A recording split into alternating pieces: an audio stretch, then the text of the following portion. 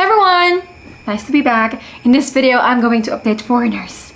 Okay, what is your entry requirement to the Philippines, visa upon arrival, extensions, and other stuff. Let's just get into it. If you're traveling soon, this is really what you need to know. Let's start off with visa requirements. So, foreign tourist.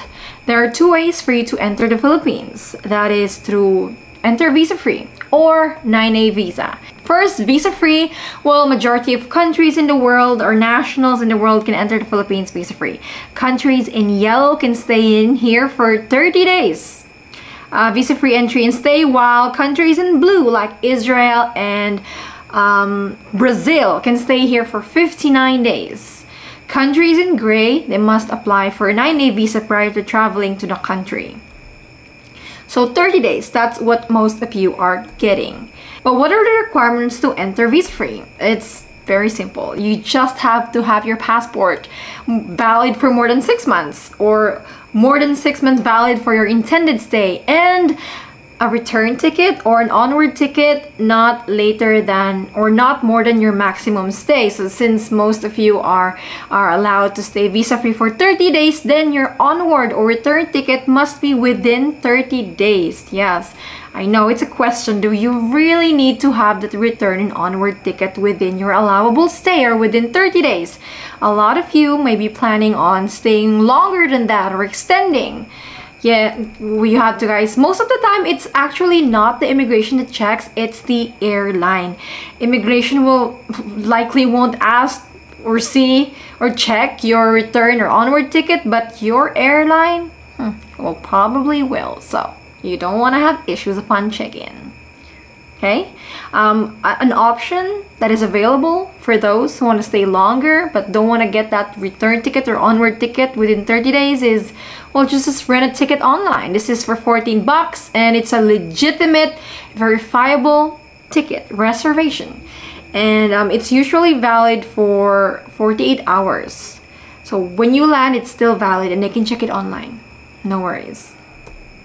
Another option is to buy a throwaway cheap ticket. Like for example, a March 10 Singapore to Manila flight with Jetstar is only at 3,000 pesos.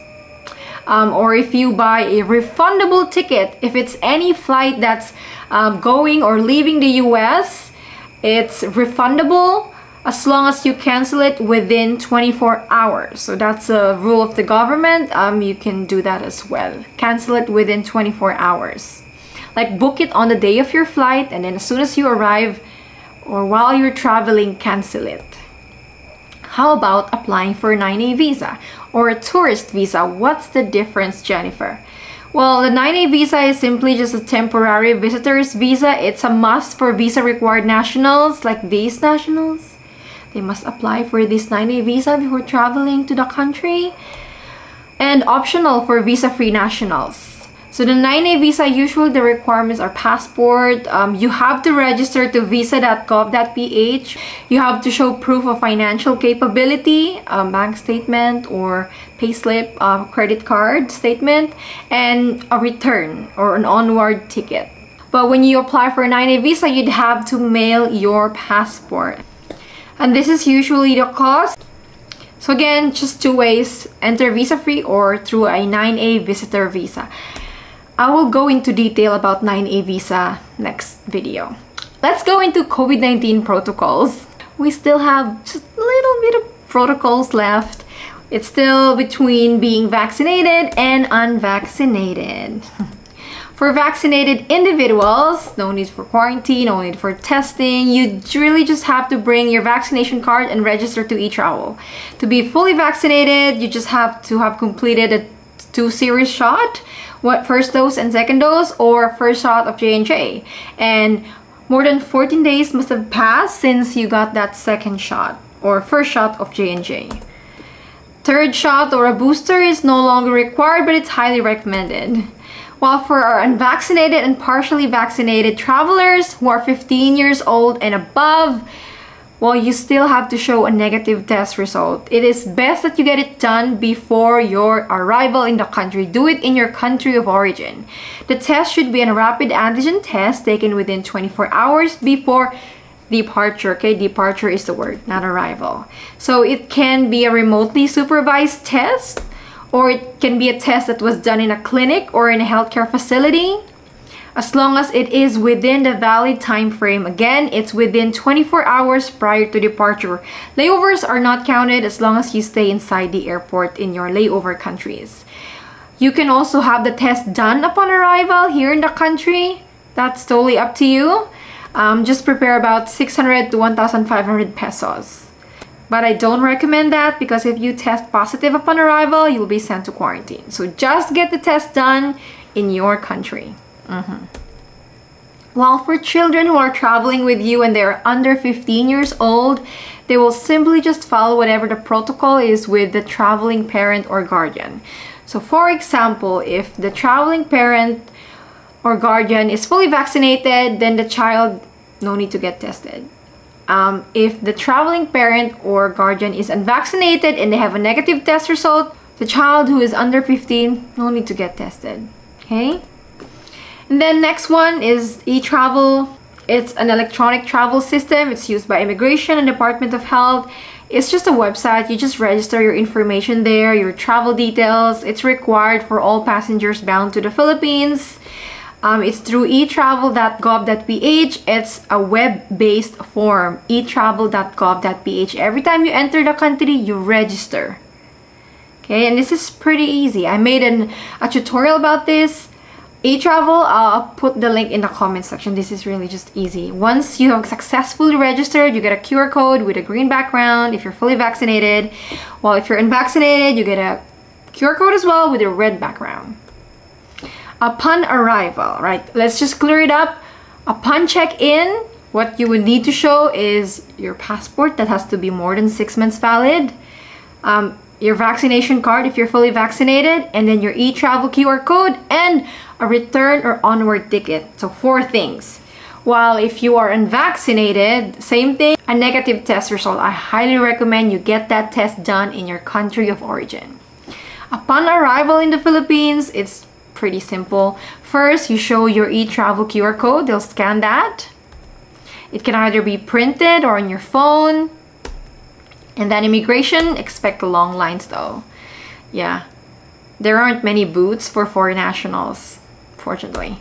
And then what else? Pick up luggage. Pick up your luggage as soon as possible. And then customs. For customs, just don't bring drugs or pornographic materials or gambling materials or vegetables, fresh fruits without clearance.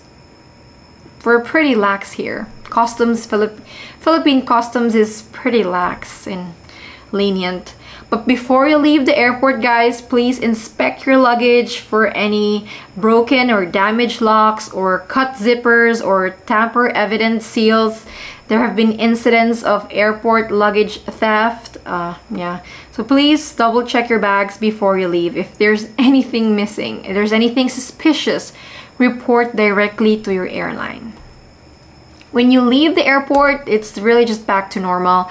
There are airport taxi meters outside. If you're getting taxi, make sure that you use the meter. There are, I know of, NAIA reliable airport taxi drivers I can recommend. I'll just put their links in the comment section. You can contact them through Facebook. There is also Grab, although to register to Grab Philippines, you would need to have a Philippine number. You can buy a Philippine number, a Philippine SIM inside the airport. It's pricey though, like 1,000 pesos. When in fact, if you buy it outside, it would just be 50 pesos. But that's totally up to you. You can also check if there is a Grab booth outside. I know there's one outside NAIA Terminal 3, but I'm not sure if they always have a person there. I wouldn't rely on them. So really, it's airport taxi, family pickup is the best. But if you don't have family, airport taxi drivers or hotel. You can ask your hotel to pick you up. Pricey, but that's also very convenient.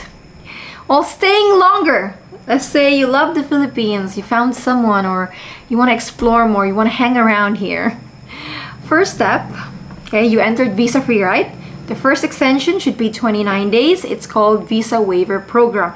How do I extend? You can just simply do this online through eservices.immigration.gov.ph. I made a tutorial video, and also I went in depth about extending for the first time in this video if you want to check it out.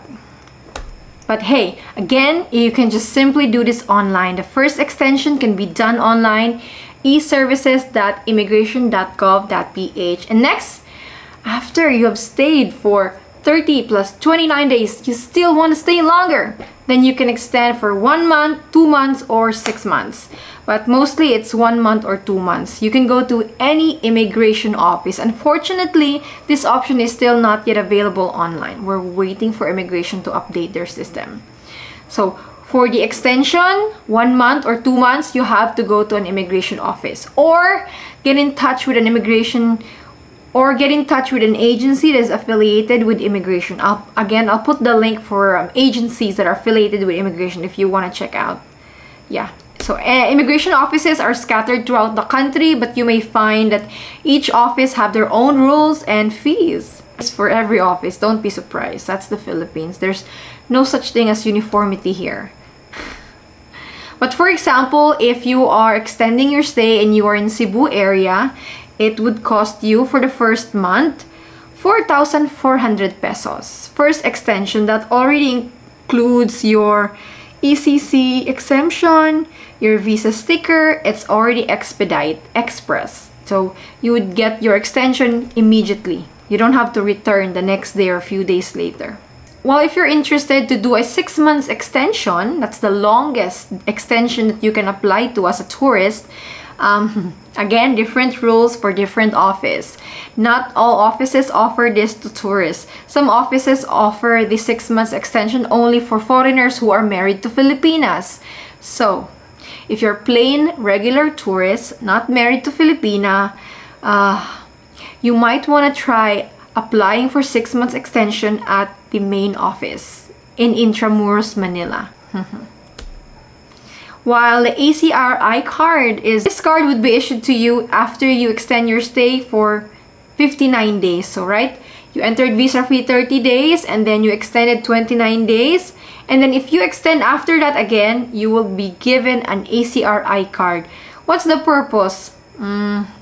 Like an identification that you are a foreigner? Not many purpose. But if you're like, for example, if you're trying to open a bank account in the Philippines, that will be required, an ACRI card, and you have to renew it as long as you stay in the country. And another thing, if you're driving here, you can drive in the Philippines for 90 days as long as your driver's license is in English, or if it's not, it should be translated to English. And as well, you have to bring your passport when you're driving. I know it's risky to have your passport anywhere you go. That's the most important document, but yeah, it's one of the prerequisites. So bring your passport and secure it with you. Don't lose it. Well, if you're interested to open a bank account in the Philippines as a foreign tourist, bad news. No, it's gonna be hard. Most banks will not allow it. Before, they were easy. But something changed. Foreign tourists could not just easily open a bank account in the country. First, you have to secure that you have a valid ACRI card. And we just go bank hunting. If the bank says, no, we don't accept foreign tourists with short-term visas, then go to a different bank. Yeah, just go bank hunting. Usually, it's the smaller banks that allow foreign tourists to open bank accounts, I've noticed.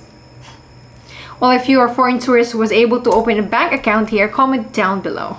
And also, if you are a foreign tourist who was able to extend for 6 months, comment down below which office you applied for so you can help others. Really, that's all about this video for foreign nationals. If there's anything you want me to talk about, comment down below. I'll have a look at it. And I hope this video was helpful. I hope I didn't overwhelm you. And if it was helpful, please leave a like on the video and subscribe if you haven't done so. I'll see you with another travel update.